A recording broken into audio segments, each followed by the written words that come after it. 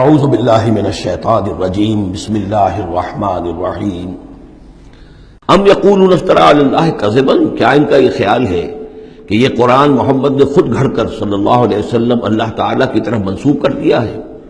فَإِن يَشَإِ اللَّهُ يَخْتِمْ عَلَىٰ قَلْبِكَ، اب یہاں پہ خطاب حضور سے کرتے ہوئے اللہ تعالیٰ فرما رہے ہیں کہ اے محمد، اگر ہم چاہیں، اگر اللہ چاہے تو آپ کے قلب کے اوپر مہر کر دے، یعنی پھر یہ کہ یہ جو آپ کے پاس وحی آ رہی ہے وہ وحی نہیں آ سکے گی، یعنی وحی کا آنا جو ہے اس میں آپ کے اختیار کو سرے سے یہ دخل بھی نہیں ہے۔ کجا یہ کہ آپ اس کو بنائیں، گھڑیں اور اس کو خود تصنیف کریں، یہ تو بالکل خالصتاً آپ کے لیے وہبی شے ہے۔ اگر ہم چاہیں، اللہ چاہے تو یہ کہ اسی طرح جیسے کہ سورہ بنی اسرائیل میں آ چکا ہے کہ ہم چاہیں تو لنذهبن بالذی اوحینا الیک، پھر ہم لے جائیں، سلب کر کے لے جائیں آپ سے اس وحی کو، اور قرآن مجید آپ کے سینے میں سے ہم سلب کر لیں، اختیار مطلق ہمارا ہے۔ ان کو بتایا جا رہا ہے کہ اس میں محمد رسول اللہ صلی اللہ علیہ وسلم کا شخصی طور پر کوئی دخل نہیں۔ وَيَمْحُ اللَّهُ الْبَاطِلَ وَيُحِقُّ الْحَقَّ بِكَلِمَاتِهِ، اور اللہ تعالیٰ باطل کو تو محو کر دیتا ہے، مٹا دیتا ہے،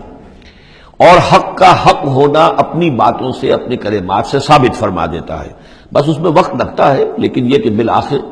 احقاق حق اور ابطال باطل، یہ الفاظ آئے تھے سورہ انفال میں،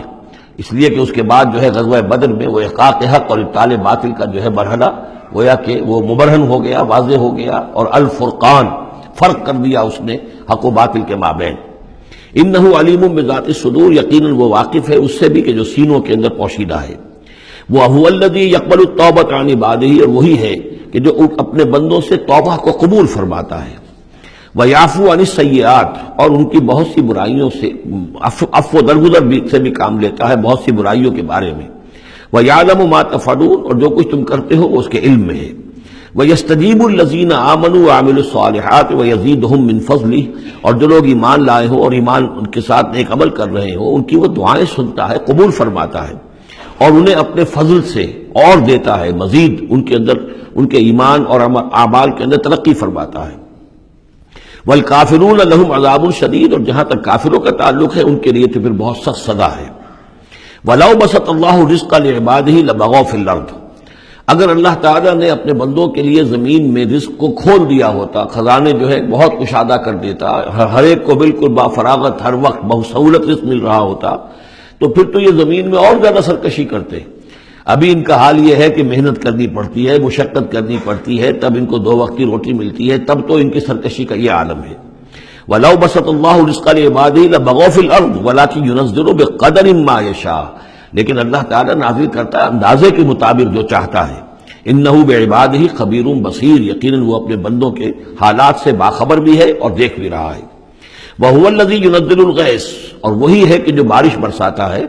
من بعد ما قنطوا، جبکہ وہ مایوس ہو چکے ہوتے ہیں، یعنی موسم گزر رہا ہے اور بارش نہیں ہوئی ہے تو دلوں کے اوپر جو ہے مایوسی کے سائے گہرے ہوتے جا رہے ہیں، لیکن اچانک پھر اللہ تعالیٰ بارش برسا دیتا ہے۔ وَهُوَ الَّذِي يُنَزِّلُ الْغَيْثَ مِن بَعْدِ مَا قَنَطُوا وَيَنشُرُ رَحْمَتَهُ،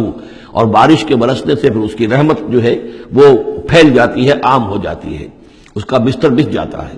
وَهُوَ الْوَلِيُّ الْحَمِيدُ، اور یقیناً وہی ہے کہ جو پشت پناہ ہے، مددگار ہے، حامی ہے، اور اپنی ذات میں ستودہ صفات ہے، اسے کسی حمد کی حاجت نہیں ہے۔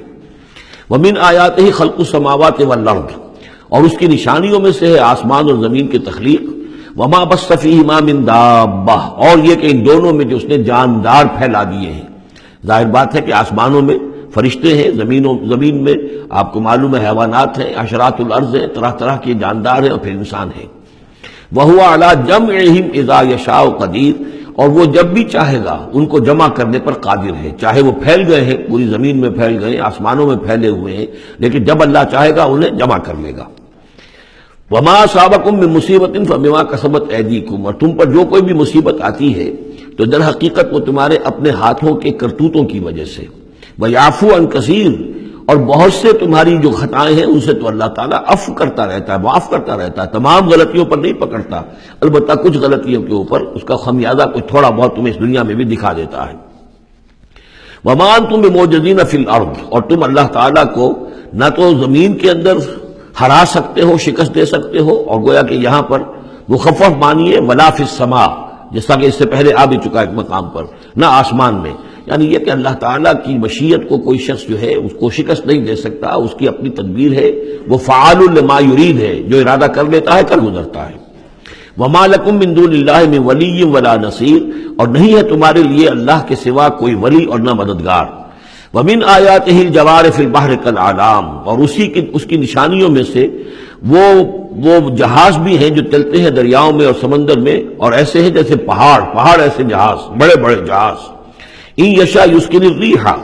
اگر اللہ چاہے تو وہ ہوا کو کھڑا کر دے، ہوا کو ساکن کر دے، اس لیے کہ ظاہر بات ہے یہ بادبانی جہاز ہوتے تھے جو چلتے تھے اور ہوا ہی انہیں لے کر چلتی تھی۔ ان یشاء یسکن الریح، اگر اللہ چاہے تو وہ ہوا جو ہے ساکن ہو جائے، فیظللن رواکد علی ظہرہ، تو پھر وہ کھڑے کے کھڑے رہ جائیں گے سمندر کی پیٹھ پر، یعنی سمندر کے جو ہے پانی کی سطح پر وہ کھڑے رہ جائیں گے۔ ان فی ذلک لآیات لکل صبار شکور، یقیناً اس میں نشانیاں ہیں ان سب لوگوں کے لیے جو صبر کرنے والے ہوں اور جو شکر کرنے والے ہوں۔ اور یوبقہن بما کسبوا، یا پھر اللہ تعالیٰ ان کو غرق کر دے، تباہ کر دے ان جہازوں کو ان کے گناہوں کی پاداش میں۔ وَيَعْفُو عَنْ كَثِيرٍ، لیکن اللہ تعالیٰ بہت سی گناہوں سے اور بہت سی خطاؤں و تقصیرات سے تو درگزر فرماتا رہتا ہے۔ وَيَعْلَمَ الَّذِينَ يُجَادِلُونَ فِي آيَاتِنَا مَا لَهُم مِّن مَّحِيصٍ، اور تاکہ انسان جان لے کہ جو ہماری آیات میں جو جھگڑا کر رہے ہیں، کٹ حجتیاں کر رہے ہیں، کہ ان کے لیے بھاگنے کی کوئی جگہ نہیں ہے۔ یہ مضامین جو آئے ہیں سورہ مبارکہ میں، وہ جو عام مکی صورتوں کے مضامین ہیں، وہی رد و قضا، وہی ان کے ساتھ گفتگو مشرکین کے ساتھ، کفار کے ساتھ۔ صدق اللہ العظیم۔